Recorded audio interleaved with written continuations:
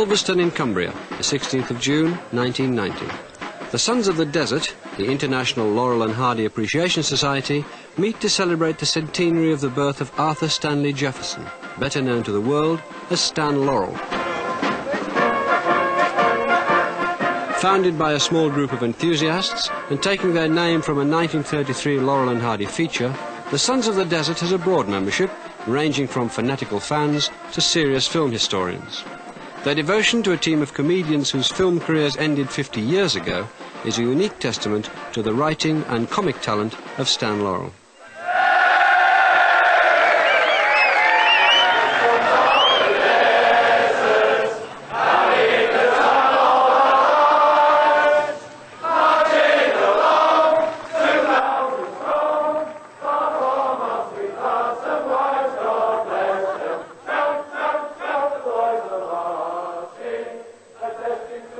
I was born in England, in Ulverston, Lancashire, and my family were a theatrical family.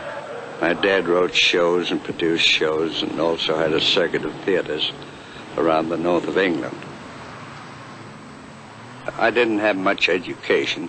It was my own fault. I had every chance, but I don't know, the spirit of the theater was in me, and it was more glamour. Stan's idol was George Robey, the leading music hall comedian of the day. Robey's style influenced both Stan and Charles Chaplin, another rising young comic. I wasn't too successful, however, because I'd had no experience and didn't have any material of any kind. In fact, I hadn't found myself anyway. Didn't know just what kind of a comic I was or anything else, but I was just happy to be in front of the footlights. So I finally drifted into the Fred Carnot Company. That was Carnot's London Comedians. And with the same outfit was Charlie Chaplin. And after about a year, we were booked to come over to America. Stan, now Chaplin's understudy, joined the 1912 tour. Carnot's comedians already dominated the music halls of England, and the challenge of the huge American vaudeville circuits was irresistible. We were supposed to rehearse the show coming over on the boat.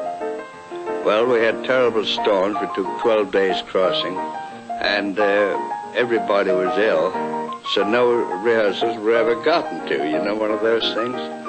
So consequently, it was just a big mix-up when we got out there. The first night in New York, opening night, and he put his shoes out to be shined, European style. Well, in New York City, they stole the shoes. So he had to go on the next night with a white tie and tails and carpet slippers. And it got such a big laugh when he came out there with carpet slippers. He said from that time on, he always went out with carpet slippers, even though he bought a new pair of shoes.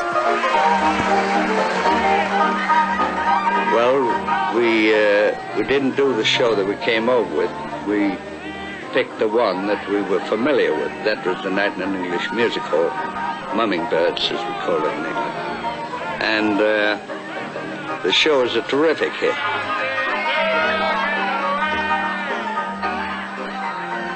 Well, certainly Carnot has a lot to do with the shaping of American film comedy, because Carnot was a very important influence in the careers of Charles Chaplin and Stan Laurel. Carnot had a peculiar style of comedy which was a combination of knockabout and slapstick and pathos. The talents of Charles Chaplin were quickly recognized in America, and by Christmas he'd signed a movie contract with the comedy producer Max Sennett. In Hollywood, Chaplin drew heavily upon his music hall connections, as the 98-year-old Hal Roach recalls. I went to work for S&A making pictures with the English comedians that Chaplin had under salary. And I was introduced to him, and he told me that I had to go on location just before noon.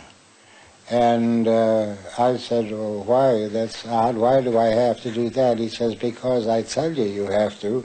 And I said, that is certainly enough reason for me to do it. Then I found out if he went on location, the company had to pay for lunch for the whole bunch on location. So all these guys, these Englishmen who working for me, they wanted to eat for free too.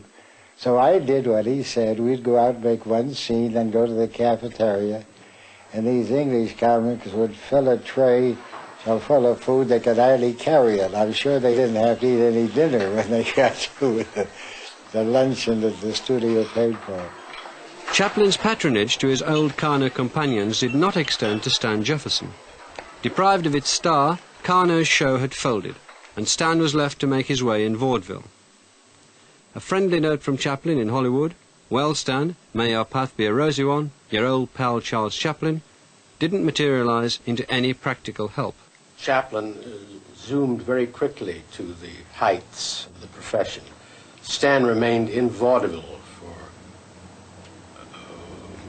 6 or 8 years after that before trying on various occasions to work here in pictures. It wasn't that he expected help, but it would have been welcomed at that time. Ironically for Stan, his success on vaudeville derived from his skillful impersonation of Charlie Chaplin. For the next 5 years, as Chaplin's career reached its zenith, Stan Jefferson toured the vaudeville circuits of America, acquiring a series of partners along the way, and a new stage name, Laurel. In 1917, Stan Laurel arrived in Los Angeles, already the movie capital of the world.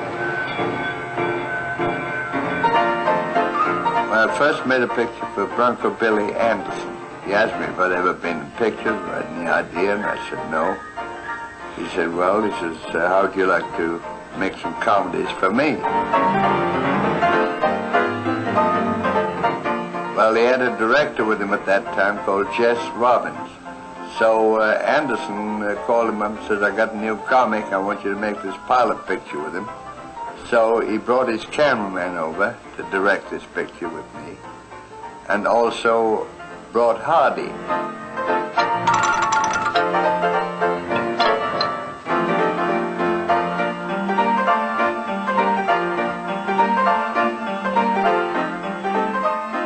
That Hardy, Babe as we call him later, he just played a heavy part. It was mostly for chase. So that's the first time that I met Babe, but only for 2 or 3 days. And I didn't see him for probably 2 or 3 years after. Stan's path led him temporarily back to vaudeville, where his talents were again spotted, this time by comedy producer Hal Roach. I went to this vaudeville house on Main Street to see he and his wife in a show, and I thought he was very funny, and I made a contract with him there. That was the first time that I ever saw him. I made about 24 pictures for Hal Roach, and then I left and went with Joe Rock to Universal. I think Stan was always frustrated as a solo comedian because I think he was searching for a comic identity, and I don't think he ever really found it. He was always a good technical comedian. He had a wonderfully elastic body and could do wonderful reactions, had a very expressive face and a very expressive body. But as far as knowing who he was as a comic personality, I don't think he ever found that as a solo performer.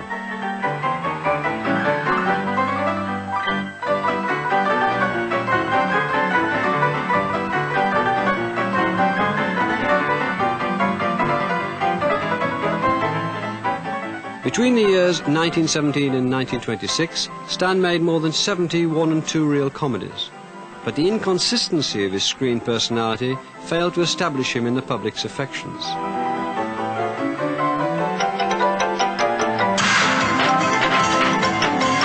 His most successful work relied on the parody of dramatic pictures, where he had a definite character on which to base his comedy. Real stardom eluded him.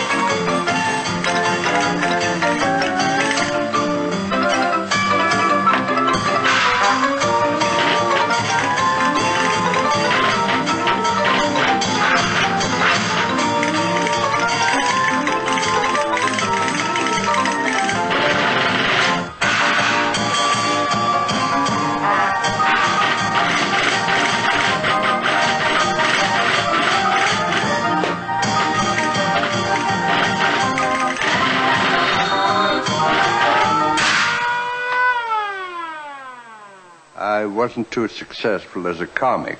They told me my eyes were too blue to photograph. There was a kind excuse, you know, one of those things. And I didn't feel I was so hot myself, so I was very happy to get into some other end of the business. When Stan returned to the Roach Studios in 1926, it was as a writer and a gag man. Aged 36, he'd decided to abandon his performing career. The Hal Roach Studio, I think, was a creative oasis for people who wanted to make good comedy films. I've interviewed 60 people who worked there, and all of them speak of the place as being absolutely unlike any other studio. See, the stationery said the Hal Roach Studio, and right below it said the lot of fun. And that's exactly what it was. Everybody was very high-keyed up and bouncing it up, and I attribute it mostly to Stan. The one thing that he did when he made pictures was great.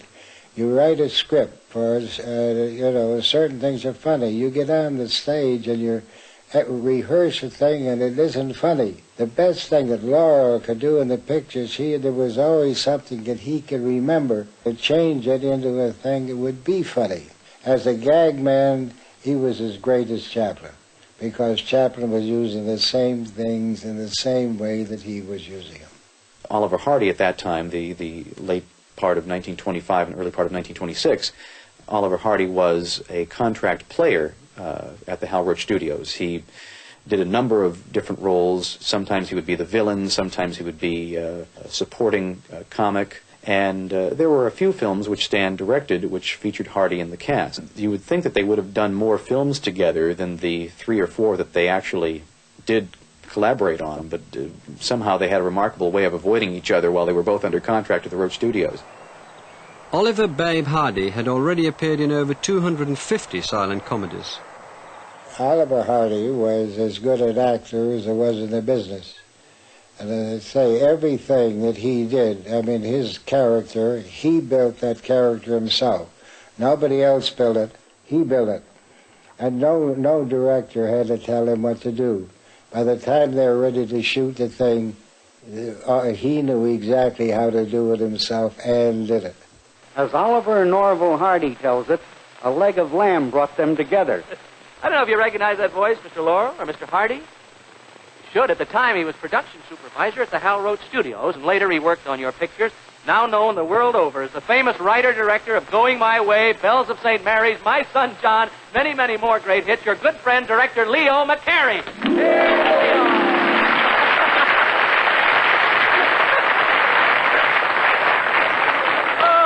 Look, Leo, how did a leg of lamb... sit down, Oliver, and we're going to get that a boy. How did a leg of lamb bring Laurel and Hardy together, eh? Well, it seems that Babe was cooking a leg of lamb, and for some reason, he left his arm in the oven too long or something. And he got it so badly blistered that we had to cut down his part in the next picture, so we decided to put Stan in the picture, too, to bolster up the comedy. And so when we saw the two of them on the screen together, we decided there's a real team.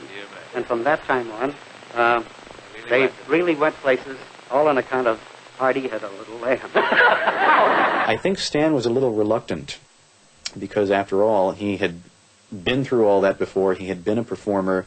He had had a share of success, but never had really been big time. And I'm not so sure that he wanted to get back into performing on a regular basis after finding that he really enjoyed being behind the scenes even more. So it may have taken some persuading, but of course, as we all know, eventually they were teamed together and things gradually grew. From their first pairing in 1927, the team of Laurel and Hardy achieved an instant success with the public. Producing a new 20-minute comedy at the rate of 1 a month, their style quickly evolved, and their characters seemed to emerge with a simplicity that spoke more of discovery than creation. In all of this, Stan Laurel's writing was as crucial as his performance. It was a team writing job, but he was most often the principal writer.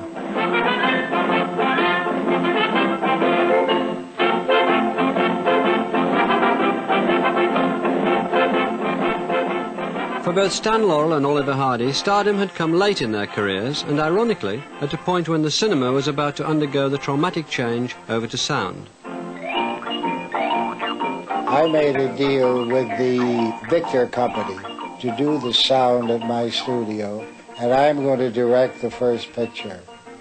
And the studio's all excited about the thing.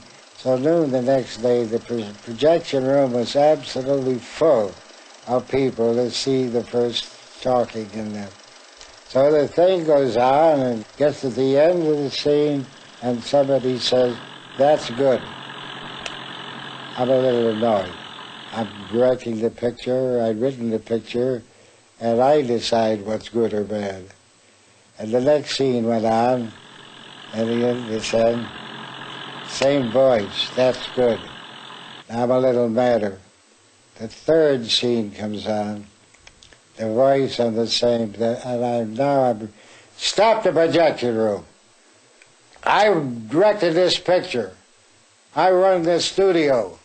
I'm going to decide whether the thing is good or bad. Now, who the hell is it in this outfit that is saying that's good after the finish of every one of my scenes? And there was a silence for a few seconds, and then the girl that does the thing, and he says, "I'm sorry, Mr. Roach, but that's you."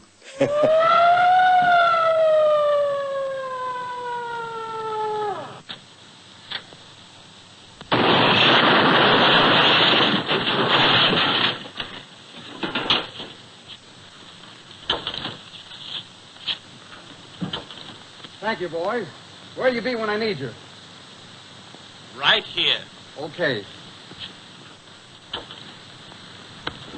I told you not to make that last payment. When Hollywood was going through the great changeover into sound, I think there were some rare cases where the personality came out stronger than it had been before. I think Ronald Colman was such a case, and I think Laurel and Hardy were such a case. I think in all cases it had to do with the voice, the quality of the voice, and how well that voice fit the preconceived idea of the character. How does it look? Never looked better in all its life. Well, bring it over, because I'm as hungry as a hunter.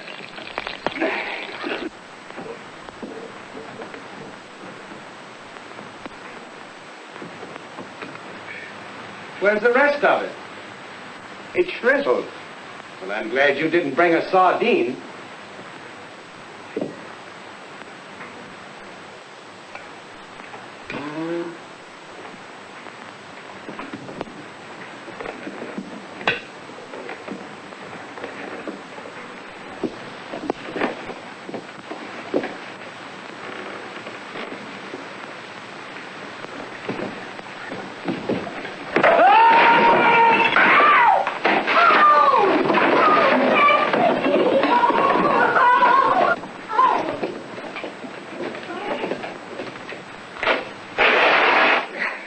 This is a Laurel and Hardy script for a film they made in 1932 called Scram, and the film runs 20 minutes, but this script is only about 6 pages, and as you might be able to see, it's simply an outline of the action for the film. It's not really detailed as to all of the comedy material, and certainly there's no suggestion of camera angles or editing or anything like that. It's just a mere outline of the action that's supposed to go on in the film.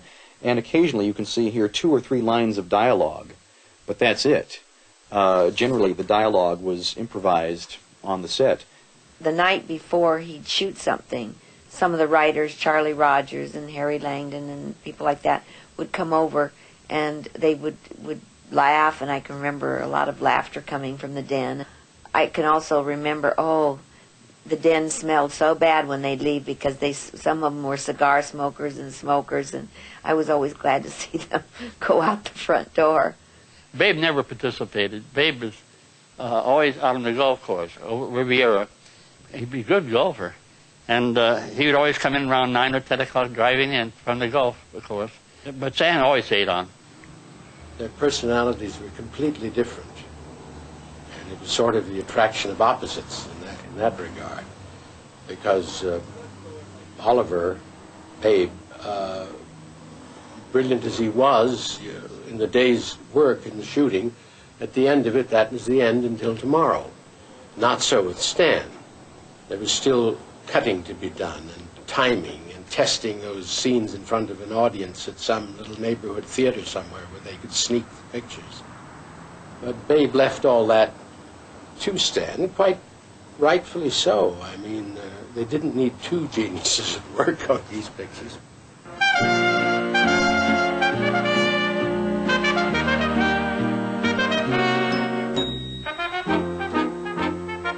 The early 30s were the golden age for Laurel and Hardy, and with the birth of his daughter Lois, Stan seemed both personally and professionally fulfilled.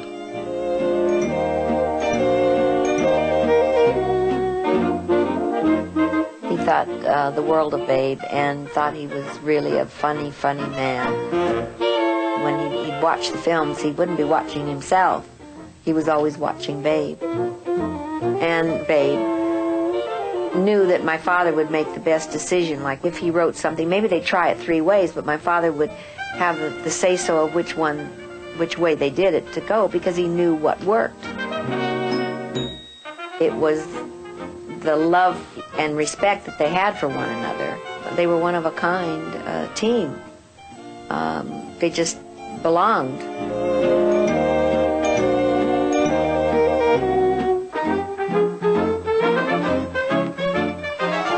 Stan knew that at the end of the afternoon, Oliver wanted to get home and get to his club and play golf and have a card game and so forth. So he would wait sometimes till the late afternoon in order to shoot the close-up of Babe that was needed for a scene. And he would get that sort of petulant look in the eye because of his irritation of being kept there so long.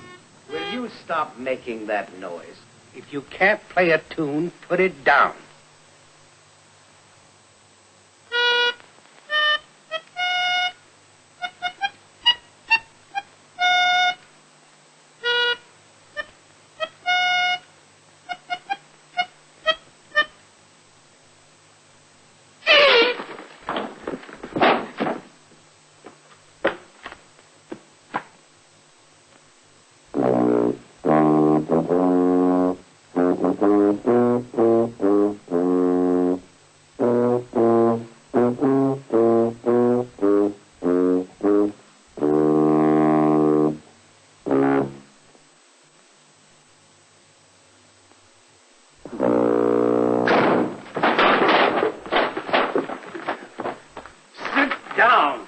Their timing was so beautiful.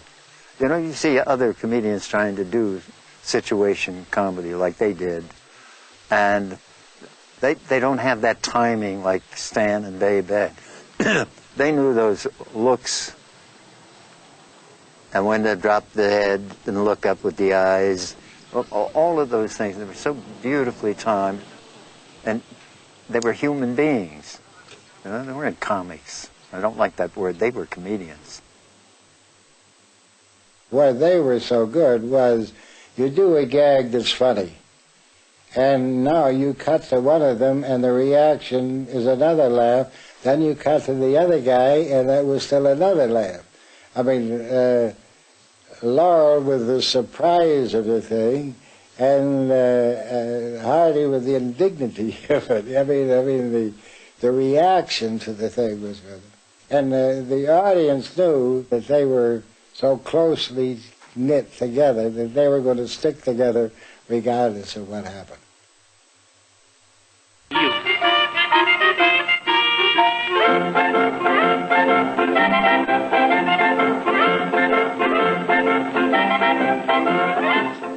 They had been working in a little bit of a cocoon at the Hal Roach Studios. They certainly were aware that they were popular, because after all, they kept being prevailed upon to make more films, so they knew somebody liked them, but they weren't aware of the incredible hold they had on the affections of the public. And they came face to face with that for the first time in the summer of 1932 when they visited England. They had some very frightening experiences with the crowds. At one point, their car was besieged by mobs, and the mob tore off a door of their car. Babe was almost trampled by one of the crowds. So there were some very, very frightening moments because of the adulation of all these people. And no one was more surprised by all of this than Laurel and Hardy.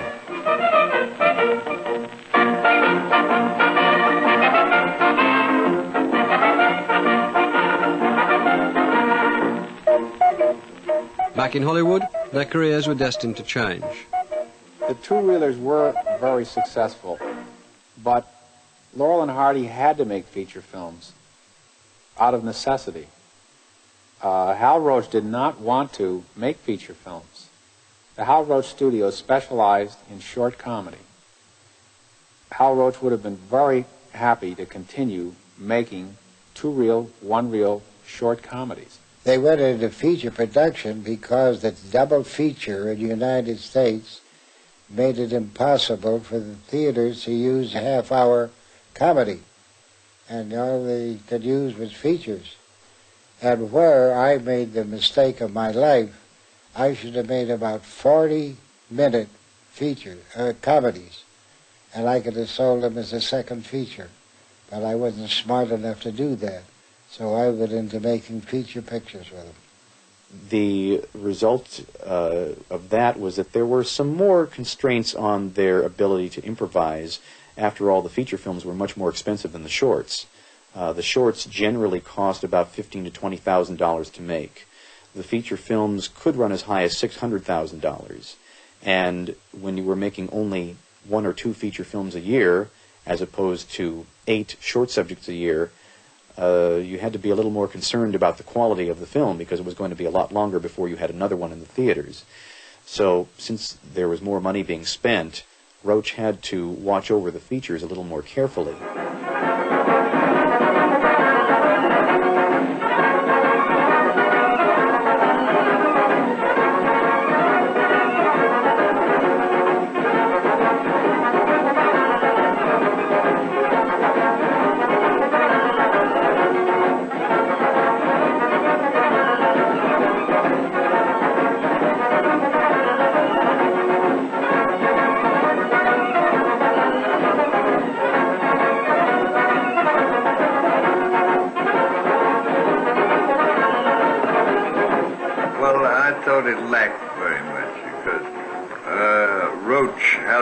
And I, we differed a great deal on story ideas, and gags and what have you.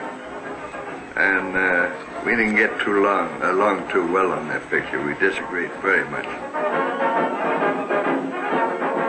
It wasn't a question of liking him or not. Like, what the hell was he going to do if he didn't? We couldn't make two-reelers because we couldn't sell them. So, I mean, it wasn't, I didn't want to make features. Nobody wanted to make those kind of features. But we either had to make features or do nothing. In the feature films, rather than having one story, as you would have with the short subjects, you have a musical number, a bit with the romantic leads, and then Laurel and Hardy doing a routine for 5 minutes, and then the cycle repeats itself. And as a result, I think that audiences today are a little bit less satisfied with the feature films than they are with the short subjects, because the short subjects are pure Laurel and Hardy, and in many of the feature films, it tends to be a little bit diluted by the addition of the other elements. Now, when I fill this with wine, I'll hand it to you. Then you pour it in there.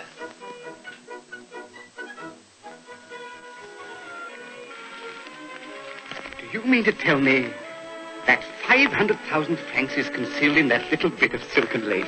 Uh-huh.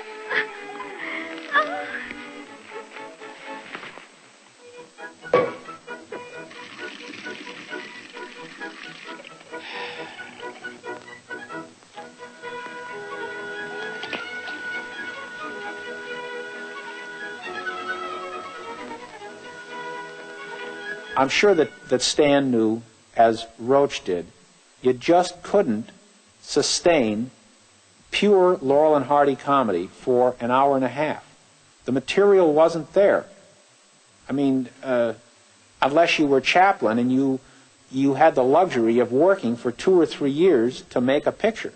Certainly, Roach was a good judge of story material in thinking that something like The Bohemian Girl or Fra Diavolo would be a wonderful vehicle for Laurel and Hardy. Those are two excellent films, and even though they have storylines that involve other people and they have lots of musical numbers, they hold up. They are wonderful films.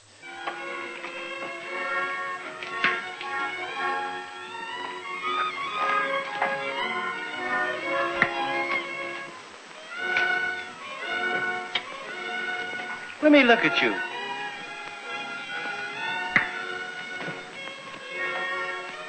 You're spiffed.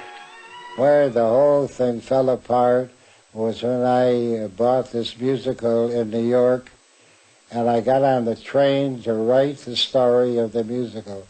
And when I got into the studio, I was so pleased with everything, of buying it and having the script. I called all the writers in, and Stan and Babe were not working, and they weren't at the studio.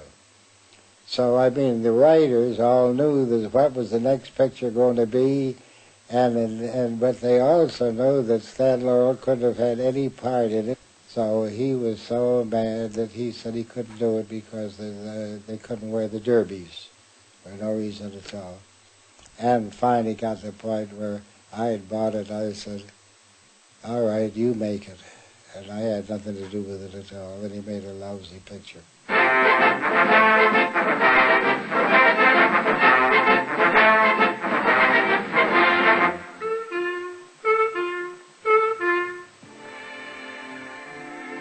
I think that was the first time that I felt my father had really attained stardom, because he was in such a big picture. Usually there was just Babe and Stan and a few people, but to walk onto a set and see hundreds and hundreds of people was really something.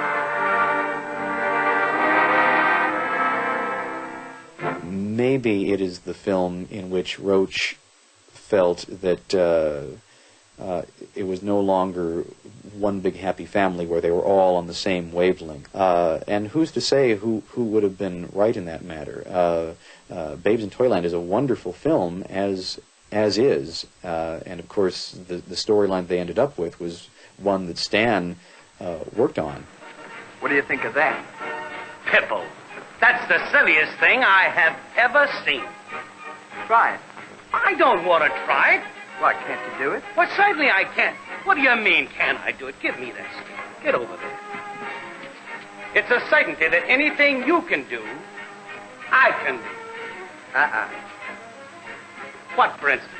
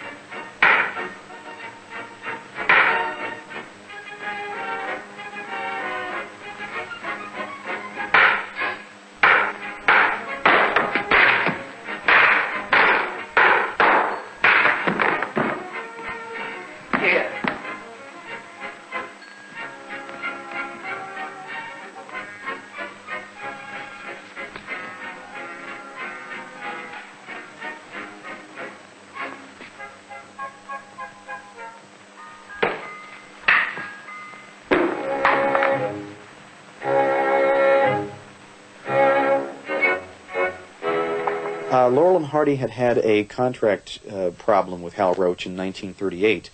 They were always under separate contracts. They were never under contract as the team Laurel and Hardy, which worked to Hal Roach's advantage, because when he had one under contract, he could get the other for a lower price than he might otherwise get.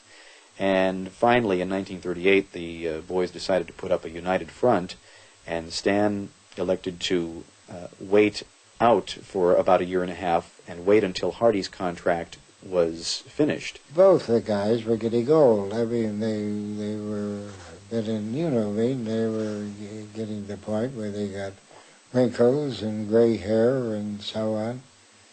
and it was going to be, no matter what happened, they were only going to be good for a short time longer. In 1939, Hardy's contract with Roach finally expired, and after a period of negotiations, Laurel and Hardy eventually signed 2 more separate contracts, but at least at this time, they both ran for the exact same period. They didn't terminate at different times of the year.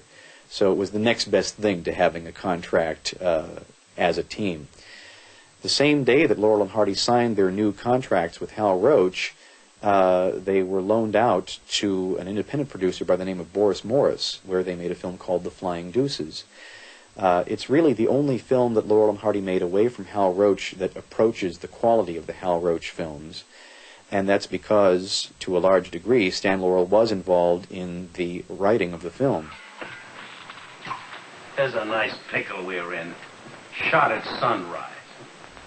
I hope it's cloudy tomorrow. Say, Ollie. What? Do you still want to come back as a horse? I don't care if I never come back.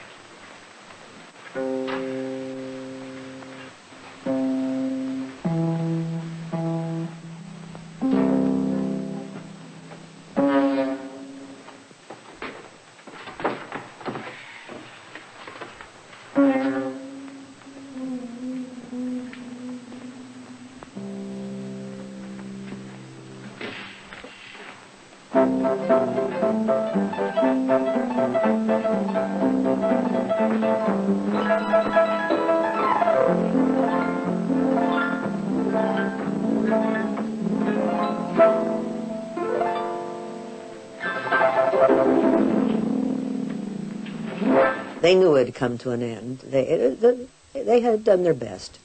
They really had. And it was changing.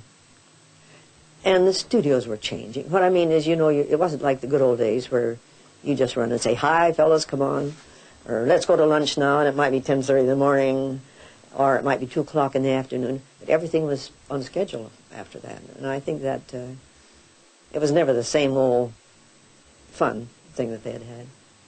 When Laurel and Hardy went to 20th Century Fox and MGM in 1941, they came up against the motion picture studio factories at the peak of their powers.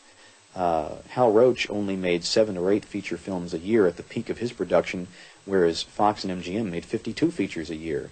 And there was a very strict schedule that had to be adhered to. And because of that, everything had to be written down in the script. And because of that, there wasn't the spontaneity that you had had in the Hal Roach films. They didn't buy Stan and his stories. They supplied their own writers. Well, that was dynamite. That's just cutting Stan's throat, So he lost his vigor and his enthusiasm, I felt, and interest in the figures they were producing. I think they were in their kind of a down period. There was no joking, and don't forget, too, they were older. From Hal Roach. This was like 40, 43. And they were quite sedate and quiet. Because I don't think they felt, that they were the big stars at the studio. Hey, you mugs. Gentlemen. Well, it's Laurel and Hardy, as if I didn't know. Hello, boys. This is Pete Smith, as if you didn't know. Say, I'd like your help here for a minute. Do you mind? No, of course not. I just want you lads to show the audience how much wood the average person totes. Wood. Got any? It's heresy to say, but it's also true, that there was a time with the advent of World War II when the style of comedy that Laurel and Hardy were offering was regarded as somehow passé. Now, in retrospect, we look at whatever momentarily eclipsed Laurel and Hardy during that period, and we can't imagine why anyone would prefer Abbott and Costello or whoever else was popular for those few years, why anyone would prefer them to Laurel and Hardy. You find just as much interest today in the old-time slapstick material? I think that there is more interest, but there's so little of it done. That's true. I think that people want to laugh now, but they don't have the things to laugh at. Very, very true. And people nowadays, they want to be connected with the higher type of, we might say, drama. Mm-hmm. They don't want to be associated with comedy. Yet they like to see it. It's because comedy is difficult to make, you see. There weren't any further offers, at least at that time. So Stan wrote a 20 or 25-minute sketch, comedy sketch, and their manager in London, Bernard Delfont, I believe he's Lord Delfont today, booked them. And in theaters all over the British Isles.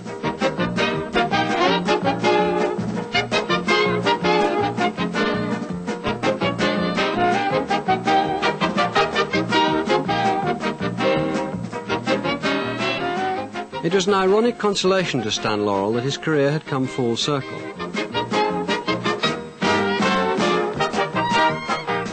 From his beginnings as a boy comedian with Fred Carno to the variety tours which Laurel and Hardy undertook at the end of their careers, Stan had always cherished the response of a live audience. The popularity of the late tours was tangible proof of the affection in which they were held by the public.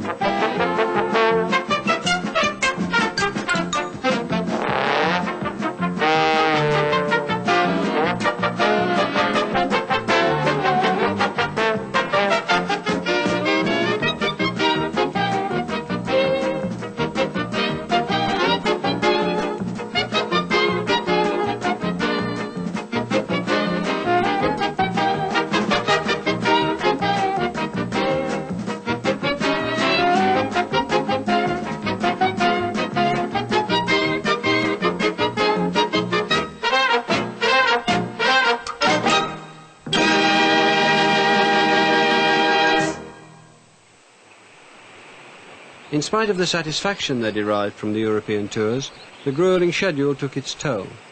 In 1954, Oliver Hardy suffered from the first of a series of heart attacks, and Stan Laurel, in turn, succumbed to a minor stroke. After Stan had had a slight stroke and came home from the hospital, he was in a wheelchair for the first few weeks. And the Hardys, for some reason, hadn't been able to go to the hospital to see him, so they came to the house on Franklin Avenue. And, you know, that could be a very difficult moment. It certainly was. And the bell rang, and Mrs. Laurel went to the door, and there was Oliver and Lucille. And they came in, and they could see just over there Stan sitting in the wheelchair. And he looked toward them, but he didn't speak. And Hardy, it was just absolutely brilliant. He stood there, he looked at Stan, and he said, "Well, here's another nice mess you've gotten into." And he walked over to him and kissed him on the forehead. While Stan Laurel gradually recovered his health, Oliver Hardy visibly deteriorated. He suffered a debilitating stroke from which he was not to recover, and on August the 7th, 1957, he died. One thing with my Uncle Babe, I think, comes to my mind more vividly than anything else. When I would visit the set, and there was always a red light over the door when they were shooting, and I'd have to wait until the red light went off, and then I'd enter the stage. And when he would see me, he would start singing "Shine on Harvest Moon," and he usually put me up on his knee, and that's a real fond memory of Uncle Babe. Shine on, harvest moon, up in the sky. I ain't had no loving since January, April, June or July. No time, tain't no time to stay outdoors and spoon. Shine on, harvest moon, for me and my girl.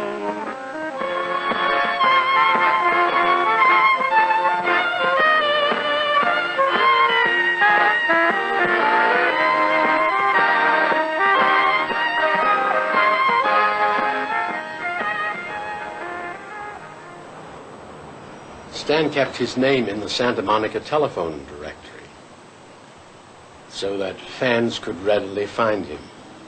And they did. And very often at that door there would be family of 3 or 4 from Nebraska or Minnesota or somewhere, great fans who wanted to meet Stan. They would be invited in, and they would ask usually the same questions: how he and Hardy met, and how long they'd known each other, and how many pictures. The questions were quite predictable. Between 55 and 65, they were, you know, among the hottest shows on television, and I didn't get one penny from it. Sad, sad. When I used to talk to him, he was living in an $80 a month apartment. It's a nice apartment, and probably it'd be a lot more today, but back in those days, it was only $80 a month, yeah. But he didn't mind. He laughed about it. He thought it was funny. After years of neglect by the film industry, in 1961, Stan's genius was recognized with the award of an Oscar, which he named Mr. Clean. I don't think anybody is making that kind of comedy now. The one thing that I am certain about is the people's ability to laugh and wanting to laugh is not a bit different today than it was 100 years ago. And they laugh at the same things.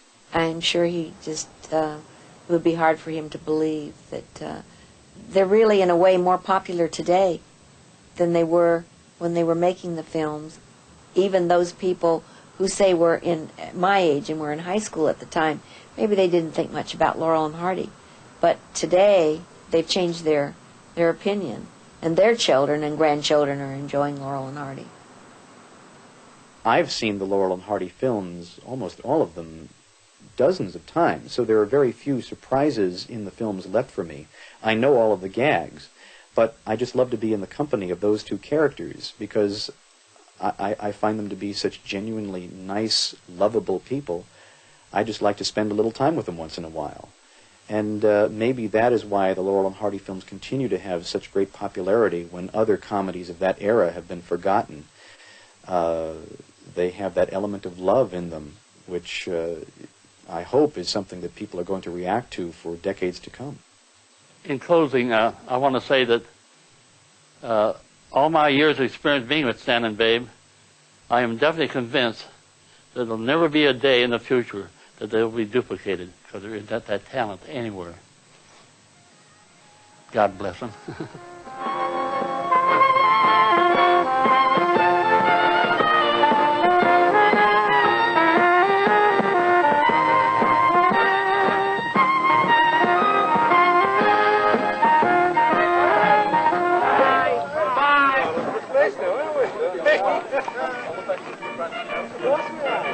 Bye.